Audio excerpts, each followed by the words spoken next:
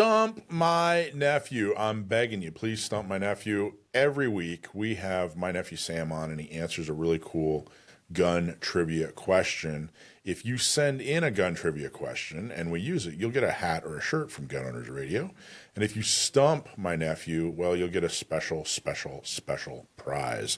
But good luck. So I think this is one of those questions that's really, really well formed, I would say. You know what I mean? Like the subject's good, but the way that they wrote the question, I think this is how you write a Stump My Nephew question. I think it looks good. What do you think, Alicia? It contains a name that I can't pronounce, so I mean, Yeah, other than that. It'll yeah. Other than that. On that, I think it's great. All right, you ready, Sam? Well, you got me good the last 2 weeks, so I hope I can redeem myself this time. I think you will. I think you studied well for this when we were in Utah.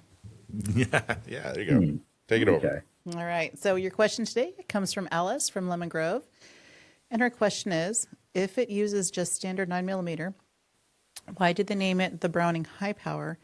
And what did, I apologize in advance for butchering the name, Diodon Saiv from FN have to do with the gun? So the question, who sent that in again? Alice from Lemon Grove. Alice from Lemon Grove, thanks very much for writing in. Why is the Browning High Power called the Browning High Power? And what did insert Belgian name that I can't pronounce either here have to do with it? John Browning worked for a variety of firearm companies during his life.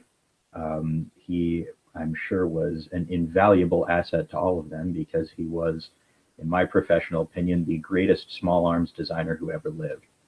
His influence on the field is immeasurable, and his designs, his design elements, some of them continue to this day, particularly his short recoil tilting barrel system for semi-automatic pistols.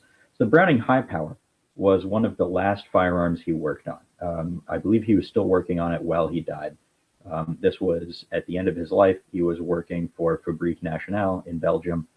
This was in the 19 teens and I think early 20s. I don't remember the exact year he passed, but the Browning High Power, yeah, there it is. Beautiful pistol, good looking, handsome handgun, in my opinion. Its name is actually a translation from a French name that I will also not try to pronounce. I took the wrong language in high school, so I can't even give that a try. It was intended to fill a specification for a new French military handgun. They wanted a relatively high capacity for the time. The Browning High Powers magazine held 12 rounds, which was really a lot back then. You're talking like a lot of militaries are still using revolvers or 7 or 8 shot self-loaders. The US, we had the M1911 that held 7 rounds in the magazine. Luger's held 8. So 12 rounds of 9mm was nothing to sneeze at, still is nothing to sneeze at. And because of that high capacity, they called it high power in French, and it was translated to English. The French didn't end up adopting it. They adopted 2 other pistols whose designs are a little bit different. But the Browning High Power was adopted by a huge number of militaries around the world. The Canadians used them and made a lot of them. The British used them for a while. Lots of other Commonwealth countries did. And the design I mentioned earlier, I'm sort of telling this out of order. Browning was working on it at the time that he died. The design was completed by his understudy. Initials DS. Again, sorry, I can't do it. He DS, I will call him. Yeah, there he is. I was about to say, he's perhaps better known for designing the FN FAL, well, the FN 49 and the FAL, which was derived therefrom. But during the earlier part of his career, he worked with Browning on the High Power. Did he get it right? Of course I got it right. I was waiting for that last sentence to go a little further. Like he got like 99% of it. There's one What? part. Read the last part of the sentence again. Question. Sorry. Read the last part of the question for me again, please. What did DS from FN have to do with the gun? What did he have to do with the gun? Oh, I believe he completed the design, right? That's what Was there that's, something okay. else? There you go. No, that's right. That was it. You got it. All right, there you go. All right. What's you want to read the answer provided? Correct. Yeah, so he did get the answer correct, but yes, I'll read it. So when FN introduced the pistol in 1935, it was marketed in French as and this is that French term you were referencing, grande, GP. Puissance. yeah, something meaning high power. That referred to its high magazine capacity. It states 13 rounds of 9x19, which was very high for a service pistol at the time. Most military pistols then, much like the 1911, held only 7 or 8 rounds. So high power equals high firepower, which meant high capacity, not extra ballistic power. It was designed by the legendary American firearms inventor John Browning in the early 1920s. Although he died in 1926 before it was finished, the design was completed by a Belgian engineer, DS, at FN in Belgium. I wonder how you say that. Douane Donne Save. Yeah. Okay. Well, I was one round off on the mag capacity, I guess. I don't know. Maybe they meant 1 in the pipe and 12 Yeah, in the 12 mag. plus 1. I don't know. Yeah. But anyway. But That either was the way, question. 12 or 13 rounds, that's, like even now, a lot of concealed carry guns only hold 10. I don't even know this. And I'm probably going to get laughed at in the comment section for this, but I don't know the answer to this. Are they selling high powers right now? Like, is FN making a high power right now? Can I go into a gun shop and buy a There's high power? some high power knockoffs. Just knockoffs? there are sort of two answers to that question. That is an interesting question.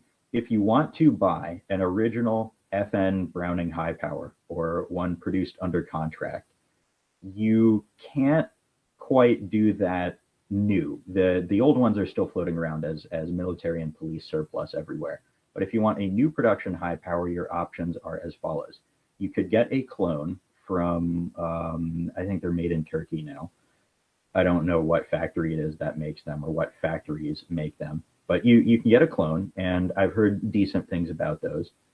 Springfield is importing one of those, and I've heard mixed things. Some people say they have some problems.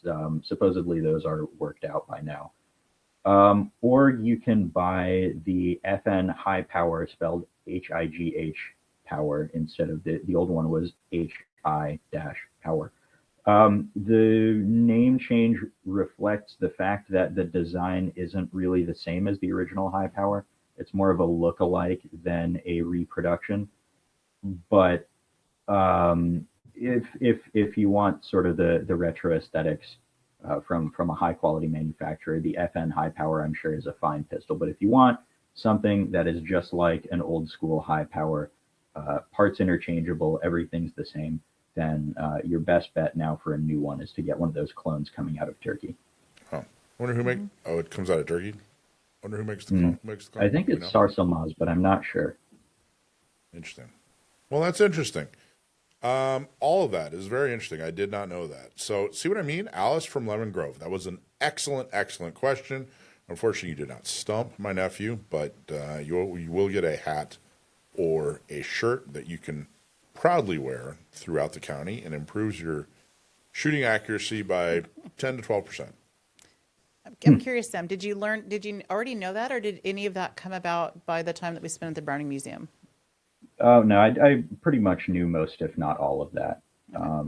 The high power is just such an interesting and historically significant handgun that I think goes under-recognized in the United States because our military never used them. I'm sure there was some U.S. service member once who borrowed one from a British comrade in World War II, but we never used them in an official capacity. But they were hugely popular throughout the world. As I said, the whole Commonwealth used them. Even, heck, Hungary made them. FEG in Hungary made Browning high powers. Other side of the Iron Curtain, they used them too. You know, it's interesting. Pull up the picture again. If you look at it, it has an external extractor. Yep. Which is, well, I've seen some, like I think Smith & Wesson has a 1911 with an external extractor. But Yeah, it is in a few ways improved from the 1911. It's sort of the final refinement of what Browning was trying to do with the technology available at the time. It still uses the lug system for locking the barrel into the slide, instead of what you see on more modern pistols like Glocks and SIGs and pretty much everything else that work like a P220. That design element of do you know what I'm talking about? The round lugs on the top of the barrel right in front of the chamber that was locking into the slide instead of the front of the chamber itself. Right. Yep. But that's Okay. okay. Yeah. If you've Always seen a better to 1911 explain. taken apart, Yeah. yeah, you know what I'm talking about. You The know what I mean by it? CZ75 is like that as well. And supposedly the CZ75 takes a lot of inspiration from the high power, which, I mean, look at it. There are a lot of visual similarities. Yeah, there are. But And looking up the FN high power, the newer one released in 2022, it is actually produced directly by FN. oh, really? So, yep. Well, that's interesting. Well, a lot of people point to that external extractor as to why Glock is so reliable. So it's kind of interesting that this is like the missing link in the handgun evolution. I don't know. Maybe I'm making too much of that. Well, cool, man. Good job. Thank you so much as always. Browning high power. I think that's an excellent question and some good information. Great job, Sam. Well, thanks for having me on, as always. I hope I wasn't too long-winded. And thank you, Alice from Lemon Grove, for sending that in. If you liked that segment, be sure to give us a like, a comment, and go to youtube.com/gunownersradio and subscribe to our channel. Be sure to share us with a friend. Every view counts.